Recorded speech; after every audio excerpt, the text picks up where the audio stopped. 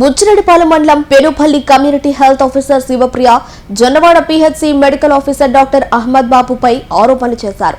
మానసికంగా పనిచేస్తున్నా వేధిస్తున్నాడని, జీతాలు నిలిపివేత, సెలవులు నిరాకరణ, ఆయన చేయవలసిన పనులను సైతం మాపైన వేస్తాడని, అదనపు పనిభారంతో మానసికంగా వేధిస్తున్నారని మీడియా ముందు వాపోయారు. గర్భవతిగా ఉన్న సమయంలోనూ అనారోగ్యంతో ఉన్నప్పుడు నిర్దాక్షిణ్యంగా వ్యవహరించారని, అతని వల్ల ఉద్యోగానికి రిజైన్ చేశారని, మళ్లీ జాయిన్ అవ్వాల్సి వచ్చిందన్నారు. శివప్రియ ఇచ్చిన ఫిర్యాదు మేరకు విచారణ చేపట్టి నివేదిక ఉన్నతాధికారులకు సమర్పిస్తామని విచారించడానికి వచ్చిన అధికారులు తెలిపారు. బుచ్చిరెడ్డిపాలెం మండలం Penupalli community health officer Sivapriya, Jonnavada PHC medical officer doctor Ahmed బాబుపై ఆరోపణలు చేశారు. మానసికంగా పనిచేస్తున్నా వేధిస్తున్నాడని, జీతాలు నిలిపివేత, సెలవులు నిరాకరణ, ఆయన చేయవలసిన పనులను సైతం మాపైన వేస్తాడని, అదనపు పని భారంతో మానసికంగా వేధిస్తున్నారని మీడియా ముందు వాపోయారు. గర్భవతిగా ఉన్న సమయంలోనూ అనారోగ్యంతో ఉన్నప్పుడు నిర్దాక్షిణ్యంగా వ్యవహరించారని, అతని వల్ల ఉద్యోగానికి రిజైన్ చేశారని, మళ్లీ జాయిన్ అవ్వాల్సి వచ్చింది అన్నారు. శివప్రియ ఇచ్చిన ఫిర్యాదు మేరకు విచారణ చేపట్టి నివేదిక ఉన్నతాధికారులకు సమర్పిస్తామని విచారించడానికి వచ్చిన అధికారులు తెలిపారు.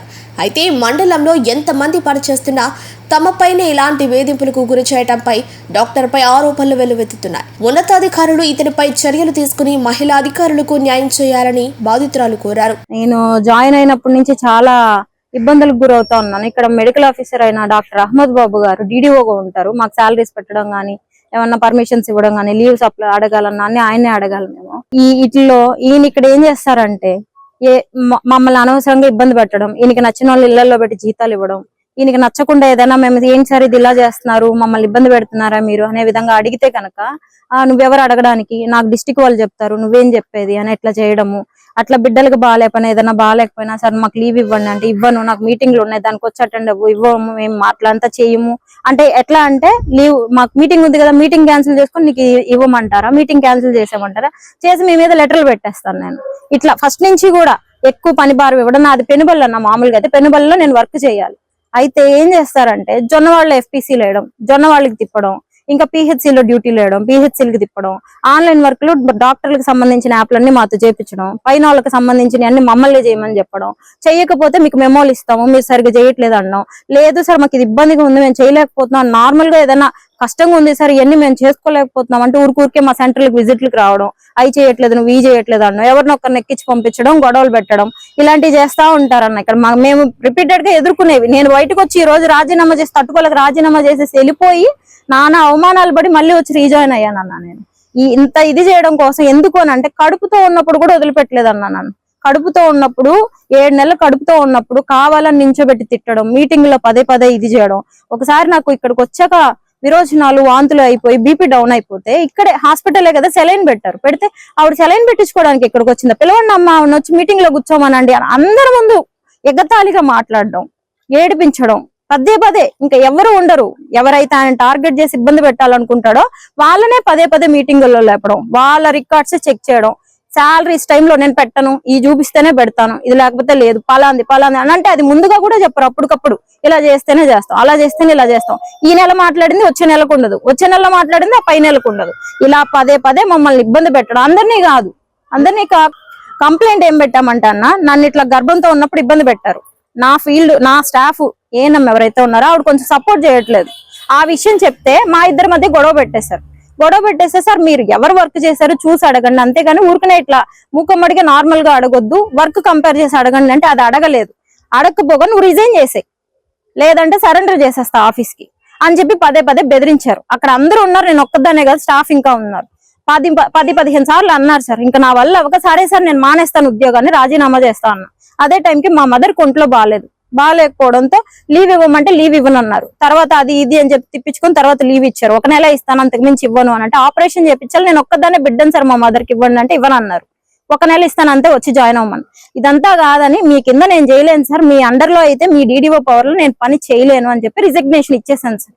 నేనైతే పని చేయలేక కాదు, మీ అండర్ లో నేను చేయలేను, ఇంట్లో ఎంత టార్చర్ అనుభవిస్తా, ఇంటిని చూసుకుంటే చిన్న బిడ్డలు 2 సార్ నాకు. మేము ఊరొచ్చి ఇక్కడికి వచ్చిన బుచ్చిలో స్టే చేస్తున్నాం. మేము మా హస్బెండ్ వెస్ట్ గోదావరి, అక్కడి నుంచి ఇక్కడికి వచ్చి మేము ఎవరు లేకుండా సపోర్ట్ తో మేమే చేసుకుంటా ఉన్నాం. కనీసము అంటే ఇప్పుడు నా విషయంలోనే అలా ఉన్నారా, అందరి విషయంలోనే అలా ఉన్నారంటే లేదు. కేవలం నేను, నాకు సంబంధించిన కొంతమంది ఎవరైనా నాతో మంచిగా మాట్లాడినా, ఇంకెవరైనా ఏదైనా ఆయనకి ఎదురు తిరిగి మాట్లాడినా, ఏమైనా బిల్స్ గురించి అడిగినా ఇట్లా ఇబ్బంది పెట్టడం, ఇట్లా చేయడం అట్లా అంతా చేస్తున్నారు. చేస్తే ఇప్పుడు అట్లా చేసామని చెప్పి లీవ్స్ ఇవ్వకపోవడం, బిడ్డలకు బాగలేకపోయినా మాకు సంబంధం లేదు, ఇవ్వను, వచ్చి మీటింగ్ అటెండ్ అవ్వు అని అనడము, ఇవ్వాలా అని అనడము, 10 సార్లు 15 సార్లు మా సెలవులు కానీ మా జీతాల గురించి కానీ మేము అడుక్కుంటా ఉండాలి సార్. ఆయన నచ్చకపోతే బిల్స్ పెట్టారు. చాలా మంది అలా ఇబ్బంది పడి నేను కంప్లైంట్లు ఇచ్చాక బిల్స్ పెట్టారు సార్. అందరికి చాలా మందికి 2 సంవత్సరాల నుంచి ఉద్యోగాల్లో ఉంటున్నట్టు జీతాలు తీసుకుంటూ ఇప్పుడు దాకా ఉద్యోగాలకు రాకుండా ఎఫ్ఆర్ఎస్లు చెక్ చేయమంటే అందరూ బయటకు వస్తాయి సార్. అవన్నీ అడుగుతున్నామని బయట జనాలు పెట్టి ఇట్లా అడిగిచ్చడం, ఎవరైనా వచ్చి మాట్లాడడం, తిట్టడం, ఏం సార్ ఇదంతా?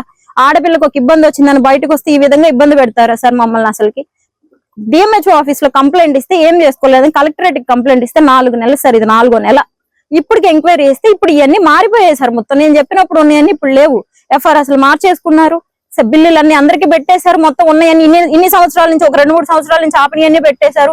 కావాలని ఎవరెవరినో బిల్లుల కోసం ఇబ్బంది పెట్టిన వాళ్ళని తీసేసుకోండి అని ఇచ్చేసారు. అన్ని మారిపోయాయి కదా సార్. ఇప్పుడు ఏమొస్తుంది సార్ ఎంక్వైరీలో ఏం చేసినవన్నీ? ఇక్కడేమో ఇట్లా మాట్లాడడం, స్టాఫ్ అందరినీ కూర్చోబెట్టి నేను చెయ్యలేని దాన్ని, నేను ఎక్కడ కంప్లైంట్ ఇవ్వలేని దాన్ని, ఆయన మీద సెక్సువల్ హరాస్మెంట్ కేసు ఇచ్చానని చెప్పి స్టాఫ్ అందరినీ కూర్చోబెట్టి నా గురించి గబ్బుగా తిట్టించి, గ్రూపుల్లో ఆడియో రికార్డులు పెట్టించి, మెసేజ్లు పెట్టించి అట్లా అంతా చేపించారు సార్. ఆయన డీడీఓ పవర్లు ఉండబట్టే కదా సార్ ఇవన్నీ చేస్తున్నారు. ఒక పై అధికారి అయితే ఒక ఆడపిల్లని ఇంత ఇబ్బంది పెడతారా సార్? అసలుకి అడిగామని చెప్పి ఇంత ఇదిగా మాట్లాడతారు అందరితో.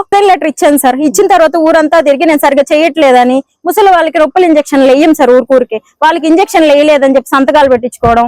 వాళ్ళు మీకు వేయలేదు కదా, వేయలేదని పెట్టండి అని డాక్టర్ గారికి కంప్లైంట్.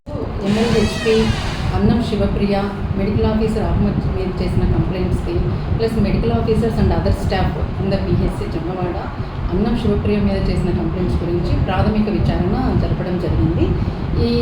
ఈ విచారణలో మేము అన్ని చేసినటువన్నీ కూడా మేము పై అధికారులకు ఈ ఫ్యాక్ట్స్ రిపోర్ట్స్ అంతా సమర్పించడం